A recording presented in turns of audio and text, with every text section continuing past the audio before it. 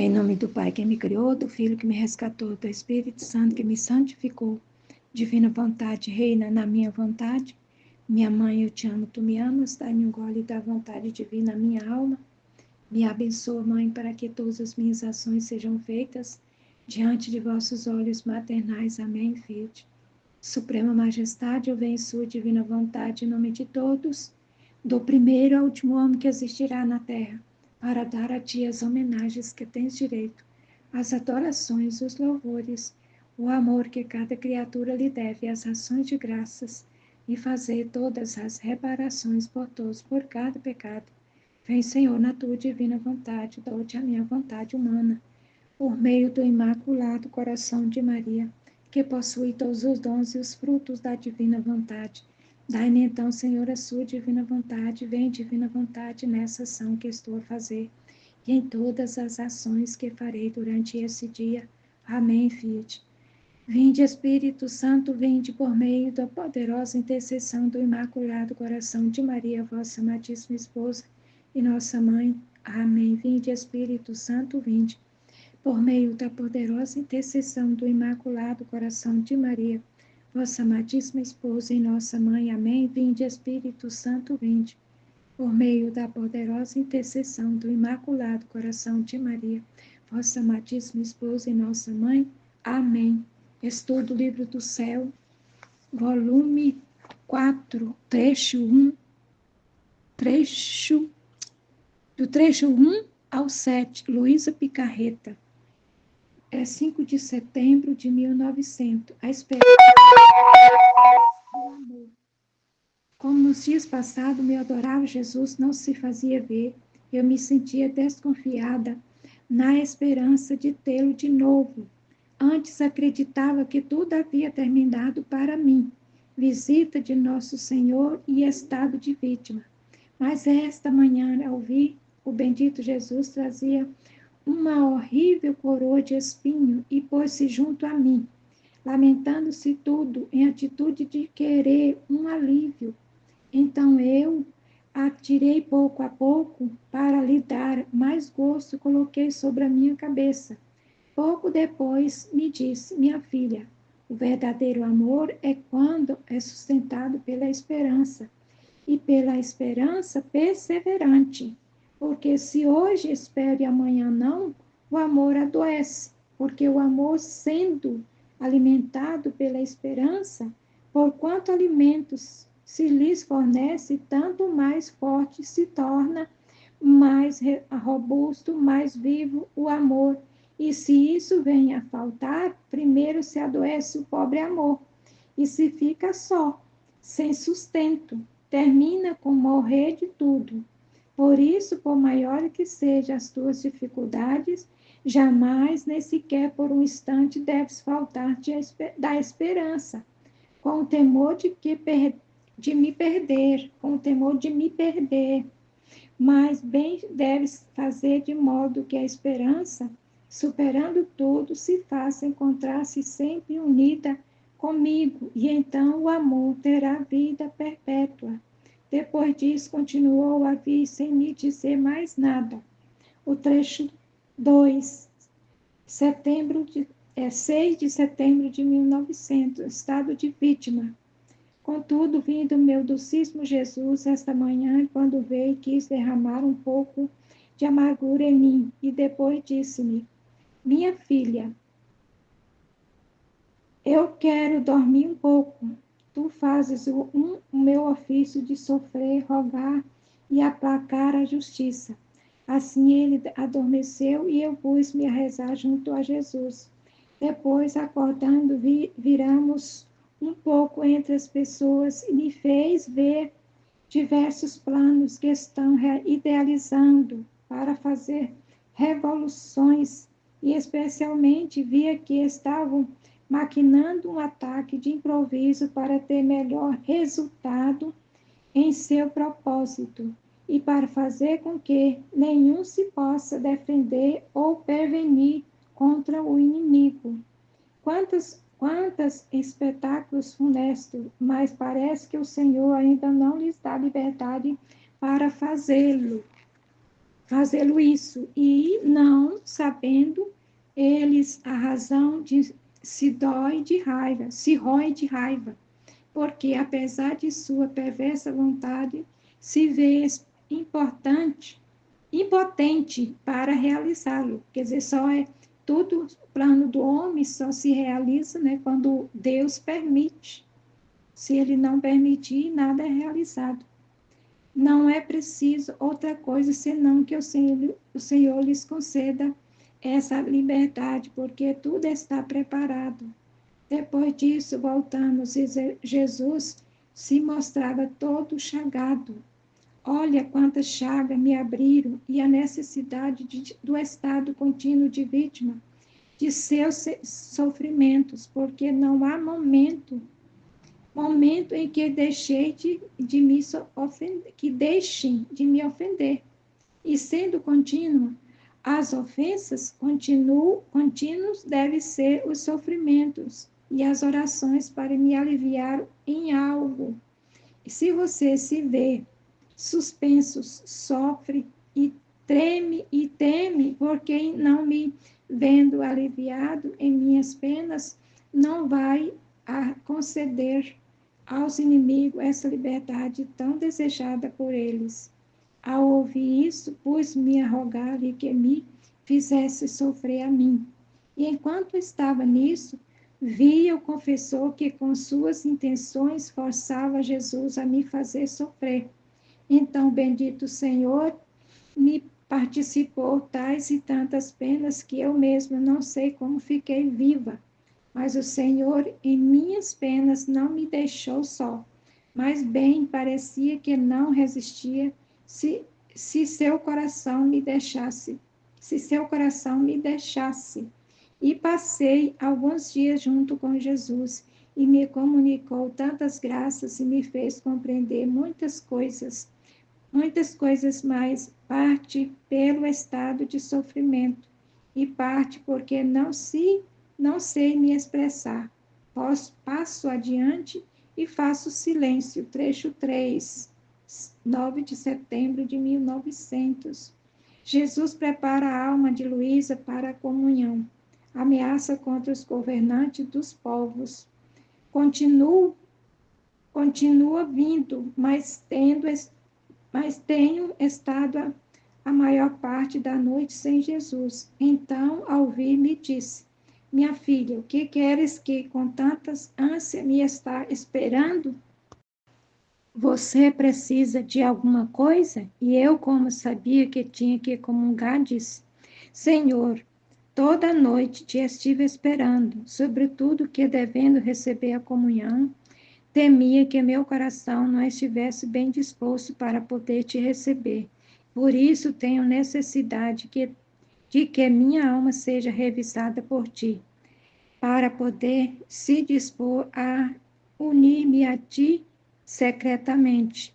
E Jesus benignamente reviu minha alma para me preparar para recebê-lo, e depois me transportou para fora de mim mesma, e junto encontrei nossa Rainha Mãe, que dizia a Jesus: meu filho, esta alma estará sempre disposta a fazer e a sofrer o que nós quisermos. E isto é como uma atadura que ata a justiça. Por isso tu evitas tantas matanças e tanto sangue que deve derramar as nações. E Jesus disse: minha mãe, é necessário o derramamento de sangue, porque quero que este tipo de rei caia de seu reinado. E isso não pode ser sem sangue. E também para purgar a minha igreja, porque está muito infectada. No máximo, posso conceder evitar em parte, em consideração do sofrimento. Enquanto eu fazia isso, eu via a maioria dos deputados que estavam planejando como derrubar o rei. E eles pensavam em colocar um dos deputados que estavam tramando no trono. Depois disto, eu encontrei-me em mim mesma. Quanta miséria, humanas! Ah, Senhor, tenha compaixão da cegueira na qual está imersa a pobre humanidade. Depois, ao continuar a ver o Senhor e a rainha mãe, viu o confessor ao seu lado, e a Virgem Santa disse: Olha aí, olha, meu filho, temos um terceiro, que é um confessor que se quer unir a nós e fazer seu trabalho, comprometendo-se a concorrer para fazê-la sofrer, para satisfazer a divina justiça. E também isto é um voltar mais forte, a corda, voltar mais forte a corda que atar para aplacar. E além disso, quando contigo, somente com a única finalidade de te glorificar e para o bem dos povos. Jesus ouvia a mãe, tinha consideração pelo confessor, mas não pronunciou sentença de todo favorável, senão que se limitava a evitar, em parte, o trecho 4, 10 de setembro de 1900. Ameaça contra os perversos. Esta manhã me encontrei fora de mim mesma e via as tantas infâmias e pecados enormes que se cometem, assim como também os cometidos contra a Igreja e o Santo Padre. Depois, voltando em mim mesma, veio o meu adorável Jesus e me disse: Quer dizer, que dizes tu do mundo? Que dizes tu do mundo? E eu, sem saber aonde queria chegar com esta pergunta, impressionada como estava pelas coisas vistas, disse: Senhor bendito, quem pode dizer a perversidade, a dureza, a feiura do mundo? Não tenho palavras para te dizer o quão ruim é. E ele, tomando ocasião de minhas mesmas palavras, acrescentou: Viu como é perverso? Tu mesma a disseste, não há maneira de fazê-lo render-se depois de que quase lhe tirei o pão e permanece na mesma obstinação, bastante pior.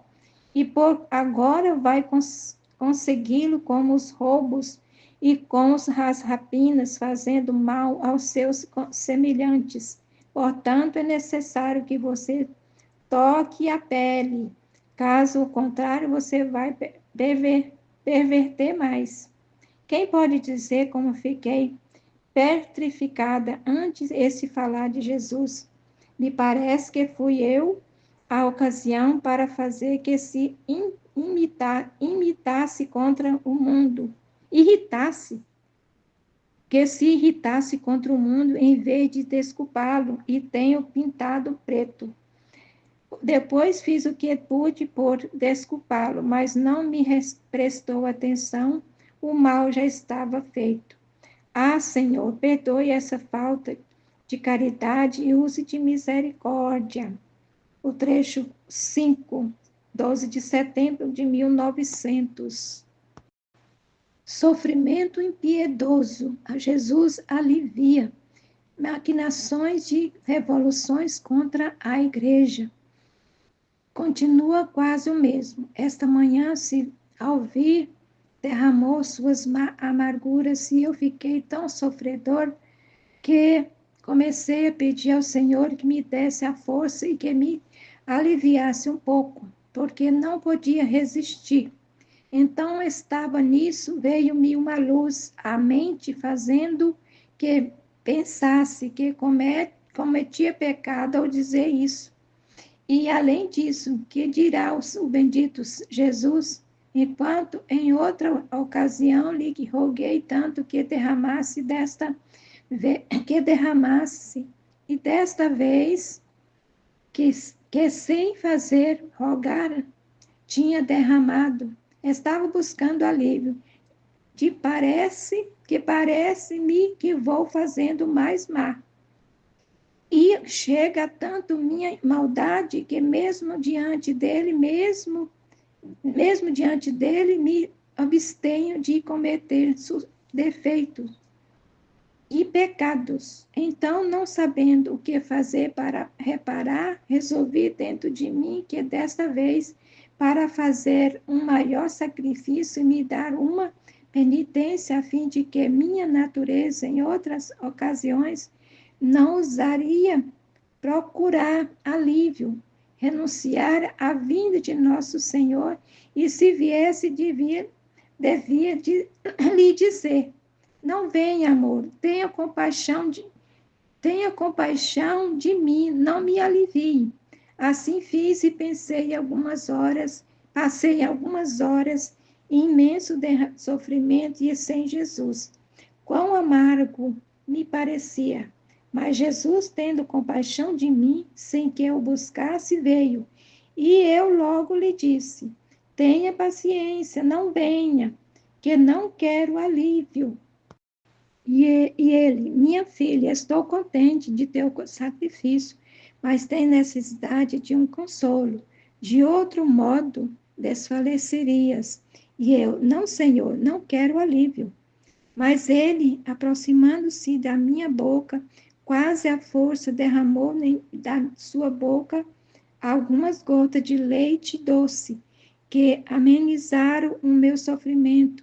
Quem pode dizer a confusão, a vergonha que sentia diante dele, esperando-me uma repreensão?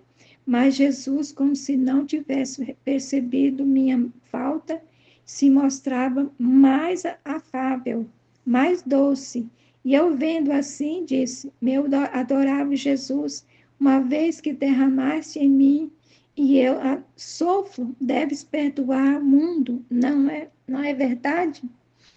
E ele: minha filha, acreditas que eu derramei tudo em ti? E além disso, como poderias enfrentar tudo que de castigo derramarei sobre o mundo? Você mesma viu que aquele pouco que derramei não podia resistir, e se não tivesse vindo te ajudar, teria sucumbido. Agora, o que seria se derramasse tudo em ti? Minha querida, dei-te a minha palavra, contentar-te-ei em parte. Depois disso, me transportou para fora de mim mesma, no meio das pessoas, e continuava a ver os tantos males, especialmente maquinações de revoluções contra a igreja e entre a sociedade, planos para matar os santos padres e os sacerdotes. E eu sentia-me dilacerar a alma ao ver essas coisas e pensava: se jamais seja que chegarem a realizar-se essas maquinações, o que acontecerá? Quantos males virão? E toda aflita olhei para Jesus e ele me disse: é daquela revolta que aconteceu aqui, o que você diz? E eu: qual revolta? No meu país nada aconteceu. E ele: não te lembras da revolta de Andria? Sim, Senhor. E bem, parece que é nada, mas não é assim. Aquela foi toda uma ocasião e é um fomento, uma força será para outra cidade, para mover-se e derramar sangue, causando ultraje às pessoas consagradas e a meus templos. E como cada um quer mostrar quanto é mais feroz em exaltar o erro, competirão para ver quem pode fazer mais mal. E eu, Senhor, dar a paz à igreja e não permita tantas desgraças. E querendo dizer, mais me desapareceu, deixando-me toda aflita e pensativa. O trecho 6, 14 de setembro de 1900. Jesus derrama para aplacar sua justiça o heroísmo da verdadeira virtude. Esta manhã, meu adorável Jesus não vinha. Depois de muito esperar, se fazia ver dentro de meu interior, que apoiando-se em meu coração, cingia seus braços e ao seu redor e apoiava sua sacratíssima cabeça nele, todo afligido, sério, de modo que te impunha silêncio e virado de costa para o mundo. Depois de ter estado um pouco em silêncio, porque o aspecto com que as mostrava não permitia o atrever-se a dizer uma palavra. Se tirou dessa posição e me disse: eu resolvido não derramar, mas essas coisas chegaram a tal ponto que se eu não derramar, estouraria iminentemente tais alvoroços, de mover revoluções que fariam sangrentas matanças. E eu, sim, Senhor, derrama, esse é o meu único desejo, que desabafe sobre mim a tua ira e perdoe as criaturas. Assim derramou um pouco, depois, como se tivesse se acalmado, acrescentou: minha filha, como cordeiro, me fiz conduzir ao matadouro, e estive mudo ante quem me sacrificou. Assim será aqueles poucos bons, esses tempos, porém, isto é, o heroísmo da verdadeira virtude. Acrescentou mais uma vez: derramei, queres que eu derrame mais um pouco para que eu fique mais aliviado? E eu, não, Senhor, não me pergunte, estou à sua disposição, pode fazer de mim o que quiser. Assim derramou de novo e desapareceu, deixando-me sofredor e contente pelo pensamento de que tinha aliviado as penas do meu amado Jesus. O trecho 7, 16 de setembro de 1900. Andrea, meu amado Jesus continua a vir e me participou algumas penas de sua paixão e depois transportou-me para fora de mim mesma, fazendo-me ver os povos circunvizinhos, especialmente me parecia que fosse Andrea, que se o Senhor não fizer uso de sua onipotência para seu castigo, as revoltas se farão sério, as revoltas se farão sérias, muito mais que parecia que havia incitado por parte de algum sacerdote para estas revoltas, o que amargurava mais o nosso Senhor. Então, depois de haver visitado várias igrejas junto com Jesus bendito, fazendo atos de reparação e adoração pelas tantas profanações que se cometem nas igrejas, Jesus me disse: minha filha, deixe-me derramar um pouco, pois são tais e tantas as amarguras que não posso sofrer só, e meu coração não pode suportá-las. Assim derramou e desapareceu, retomando outras vezes, sem me dizer mais nada. Glória ao Pai, ao Filho e ao Espírito Santo, como era no princípio, agora e sempre. Amém. Jesus, eu confio em vós.